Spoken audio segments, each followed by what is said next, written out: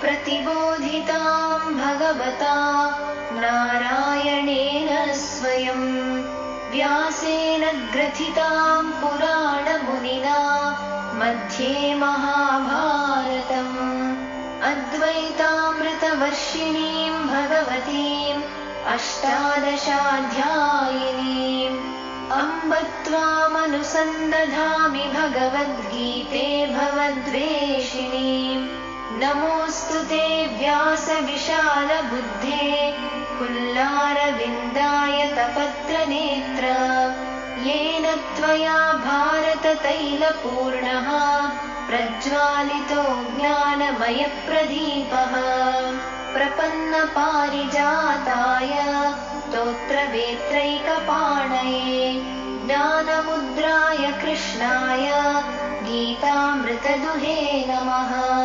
सर्वोपनिषदो गावो दोग्धा गोपालनन्दनः पार्थो वत्सः सुधीर्भोक्ता दुग्धं गीतामृतं महत् वसुदेवसुतं देवं कंसचाणूरमर्दनं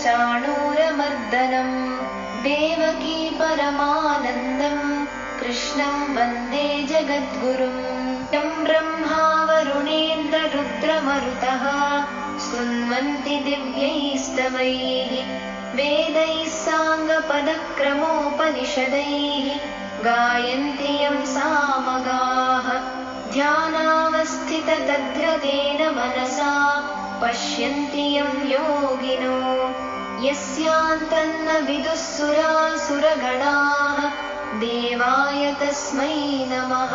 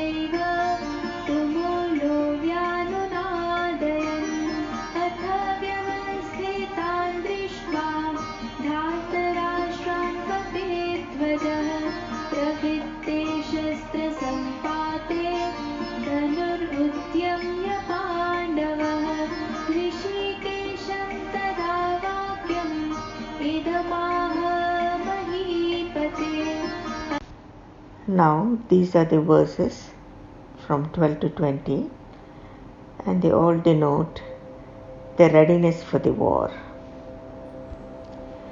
Tasya sanjanayan हर्षं कुरु वृद्धः पितामहः सिंहनादं विनद्य उच्चै शङ्खं दद्मौ प्रतापवान्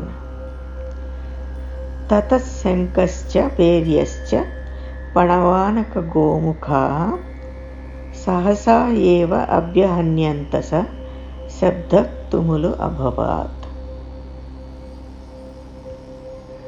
ततः श्वेतै हयै युक्ते महति स्यन्दने स्थितौ माधवः पाण्डवश्चैव दिव्यौ शङ्खौ प्रदद्मतुः पाञ्चजन्यं ऋषिकेश देवदत्तं धनञ्जयः पौण्ड्रं दद्मौ महाशङ्खं भीमकर्मा वृकोदरः The aged Kuru, the glorious grandsire Bhishma, gave a loud roar like a lion and blew his conch, gladdening the heart of Duryodhana. Then quite suddenly, conches, horns, kettle drums, tabors and drums blared forth, and the sound was tumultuous. Then, seated in a great chariot, yoked to white horses, Madhava, Lord Krishna, and the son of Pandu, Arjuna, also blew their glorious conches. Rishikesha, Lord Krishna, blew Panchajanya. Dhananjaya, Arjuna, blew Devadatta. Bhima, of powerful deeds, blew his great conch, Poundra. Now we will come to the essence of what Maharshi is saying. When Bhishma blew his conch and gave a loud roar, everyone on Duryodhana's side felt very encouraged and showed their readiness to fight. The Almighty Nature ensures great flexibility for the growth of good or evil in the atmosphere. But when an influence grows beyond elastic limits, that means beyond its limits, general limits, then nature will no longer sustain it, and suddenly the breaking point is reached. All wars in history have resulted from the cumulative effect of aggression on the innocent individuals. In general, the individuals continue to oppress others, not knowing that aggression is growing in the atmosphere. And eventually, what happens? It breaks upon them as their own disaster. One reaps the consequences of one's own actions. The tumultuous noise produced by the roar of Bhishma and the whole army symbolizes the great cry of nature announcing the breaking point of this immeasurable evil that Duryodhana and his supporters had accumulated for themselves. Then, seated in the great chariot yoked to white horses, Madhava and the son of Pandu also blew their glorious conches.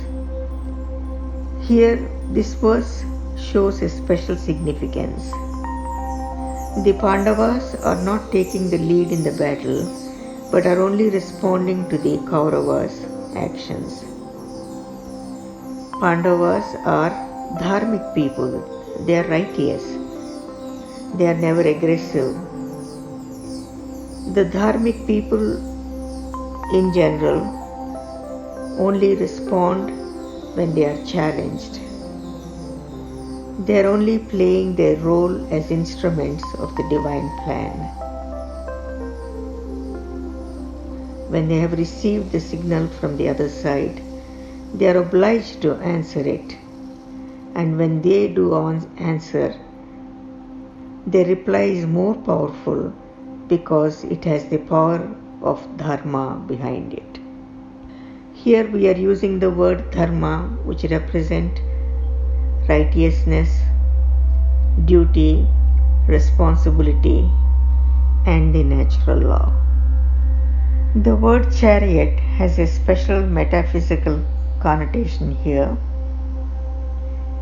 It represents the body, and the body as a vehicle for the natural process of evolution. The senses are the horses to which the body is yoked. White horses symbolizes sattva or purity, and so it is the chariot that is driven under the influence of purity or dharma.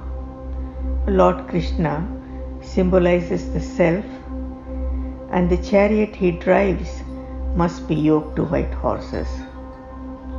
With Lord Krishna as the self guiding the chariot, it moves to safeguard and protect the purity and righteousness. Here, Madhava means Lord of Fortune and also slayer of the demon Madhu. It indicates that he will prove to be the Lord of Fortune to those who are supporting dharma, and the slayer of demons to those who are promoting adharma.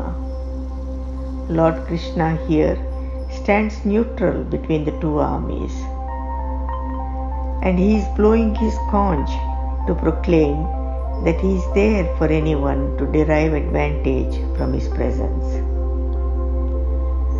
Now Hrishikesha, Lord Krishna, blew his Panchajanya, and Dhananjaya blew Devadatta, and Bhima, he blew the great conch Poundra. Panchajanya is the conch made from the bone of the demon Panchajana, and here Lord Krishna's name Hrishikesha has two meanings. One means he is the Lord of the senses, and the other is he is also with long hair. Long hair has to do with control of the senses, and here in the battlefield it also indicates the inner strength of the charioteer, who, being the Lord of the senses, can control any situation and the whole situation. The Lord of the senses blowing the signal for war through the demon's conch has a further meaning. It indicates that Lord Krishna created a powerful demonic force against the devilish Kauravas. Dharma is always positive, it is always creative and constructive, and it cannot destroy. Since the destruction is brought about only by the negative forces and not by people who are the dharmic, so it would have been hard for the Pandavas to destroy the Kauravas without Lord Krishna. And what did Lord Krishna do? Through the sound of Panchajanya, he excited the negative powers in all those present in both armies. And this excitement of the negative forces in the Pandava army gave that army much more power to destroy evil because of the support from the great power of righteousness.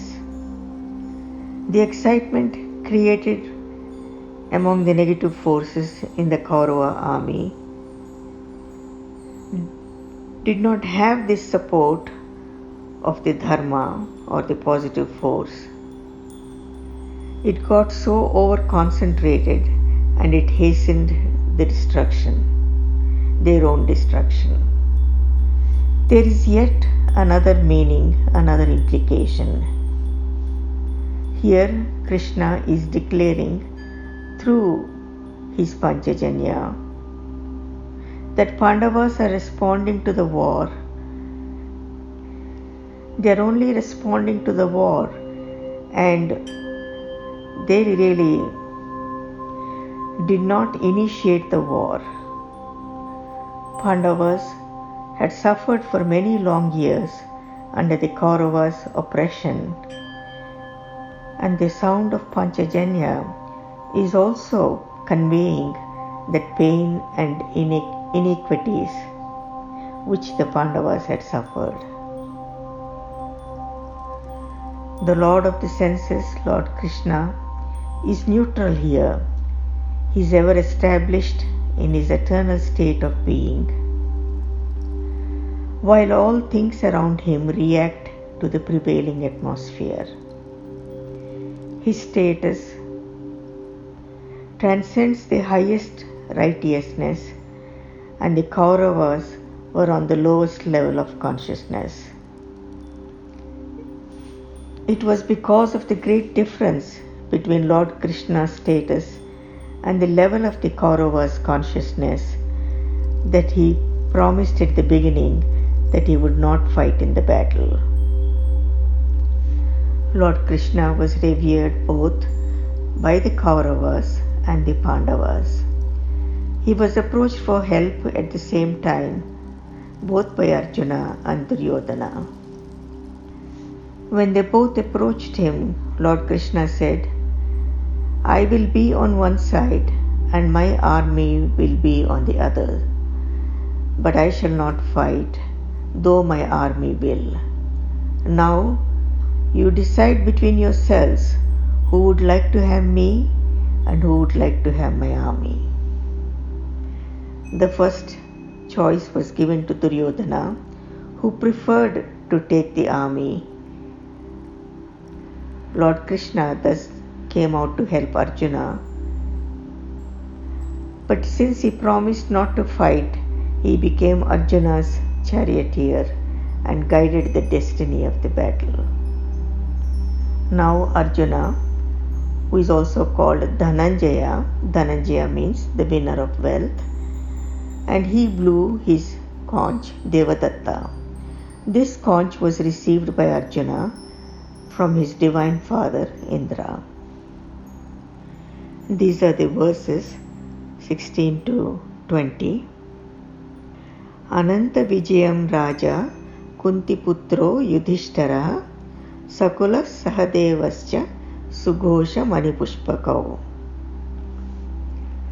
Kasyascha Parameshvasa Sikandicha Maharataha Drushtadhyumno Viratascha Satyakischa Parajitaha Drupado Draupadeyascha Sarvasa Prithivipate Saubhadrascha Mahabahu Senkan Dadmuk Pruthak Pruthak Saghosho Dhartarashtranam Hrudayani Vyadarayat Nabascha Prudhivinchaiva Tumulo Vyanunadayan Adha Vyavastitan Društva Dhartarashtran Kapidvajaha Pravrutte Shastra Sampate Danu Udyamya Pandavaha Rishikesham Tada Vakyam Idam Aha Mahipate. Now Prince Yudhishthira, the son of Kunti, he blew his conch, Anantavijaya. Nakula and Sahadeva blew their conches, Sughosha and Manipushpaka. Here Kunti is the mother of the 5 Pandavas, the sons of Pandu. Yudhishthira is the eldest of the 5 Pandavas. Nakula is the 4th. He is skilled in the art of training horses, and Sahadeva is the 5th and youngest, skilled in the management of cattle. Ananta Vijaya means eternal victory. Sughosha means sweet-toned, and Manipushpaka means gem flowered. Then the king of Kashi, the great archer, and Shikandi, the Maharathi, Drishtadyumna, and Virata, and Satyaki, the unsubdued, they all blew their conches. Drupada, as well as the sons of Draupadi and the mighty armed son of Subhadra, they all blew their different conches. That tumultuous uproar, reverberating through earth and the sky, rent the hearts of Dhritarashtra's men. A cosmic process is revealed here. The Pandavas announced their readiness for war by the blowing of the conches, which thrilled the air and vibrated through everything in earth and sky. A great stir was created in the universe. The evil doings of the Kauravas had saturated the atmosphere, pervaded the whole environment with this evil influence. But when the Dharma gained its strength and it rose to accept the challenge, wave of life. So this is the cosmic process here where the Dharma has risen to destroy the Adharma. Then seeing the sons of Dhritarashtra drawn up in battle, and as missiles were about to fly, the son of Pandu, Arjuna, took up his bow. His banner bore the image of Hanuman. When Arjuna took up his bow, he expressed the readiness of righteousness to resist evil and restore the harmony on earth. His chariot had a sign which bore the image of Hanuman. Hanuman symbolizes devotion and service to the Supreme Lord. Arjuna's life is dedicated to the divine cause. This is indeed the cosmic process. Whenever evil rises and threatens to destroy and overtake life, the nature moves to balance it. A wave of righteousness or dharma rises to neutralize the evil. Those who have borne suffering under the influence of evil, and they, by becoming the instrument of righteousness or dharma, they gain success and begin to enjoy. This is the cosmic process and the cosmic law that we will begin to see as we move into the knowledge further. This is the essence of these verses, the essence of Maharishi's commentary. And now I will add a few lines. The whole of Mahabharata war is Krishna's expression of the power of his responsibility, the responsibility for the whole cosmos, his responsibility for all the natural laws and for all of the creation. And this great responsibility is also referred to as his Ishvaratva, which is the innate responsibilism. Even though Krishna or his actions, they are not responsible for the war, even though he is not the reason for the war, but he takes the responsibility of others, the responsibility of others, adharma and irresponsibilities too, and he re-established dharma and he re-establishes the dharma, the cosmic law of responsibilism. This is his job as an incarnation. Here in Gita, as we go along, we will gain more knowledge of this responsibility, the duty, the highest duty, the highest dharma. Krishna leads the whole war with this one truth, with this one satya of being responsible and showing responsibility. The law of cosmos, the natural law of existence, which we also call it as dharma, is based on this responsibilism. All of the cosmic laws or the natural laws are all based on this on this responsibility, being responsible, being duty oriented. Krishna, as the incarnation, he guides the Pandavas, who are the 5 embodiments of Dharma. Lord Krishna takes upon himself the responsibility for everything happening and is to happen in this war. The decision to feel responsible for the whole cosmos is enlightenment. The decision to feel responsible for the whole cosmos is enlightenment. And feeling responsible for the whole and declaring to live by this feeling is responsible declaration. And in the Hindu spiritual practice, it is known as Nididhyasana. This level of responsibility as Nididhyasana will unlock the power of Prema Shakti in one. This is the immense power of divine love. Now, as a finality, let us just see if a person who does not feel responsible even for his own actions is not even a human. He lives in a very low level of consciousness, and Duryodhana, along with the Kaurava army, represents this low level consciousness. A person who feels responsible for his own actions is a human being. He lives in the middle level of consciousness. There were many warriors who felt responsible for their actions, their duties, and even supported Duryodhana. These represent this middle level consciousness. A person who takes responsibility even for others' actions is divine. He lives to be a true leader.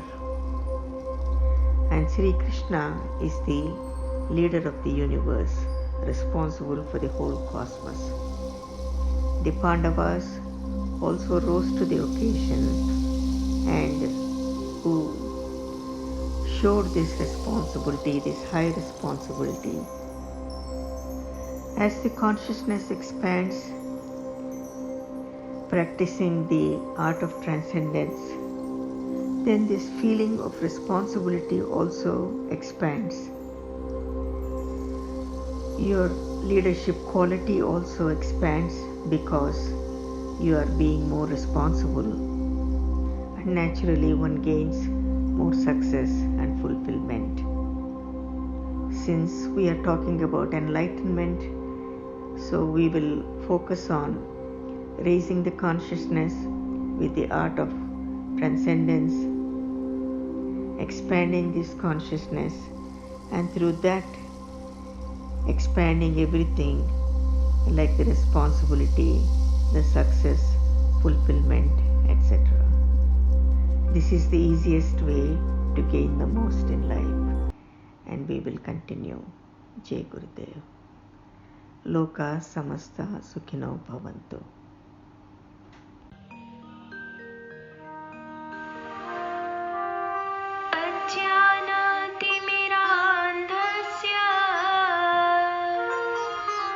ज्ञानाञ्जनशलाकया चक्षुरुन्मीलितं येन तस्मै श्रीगुरवे नमः। गीतामाहात्म्यम्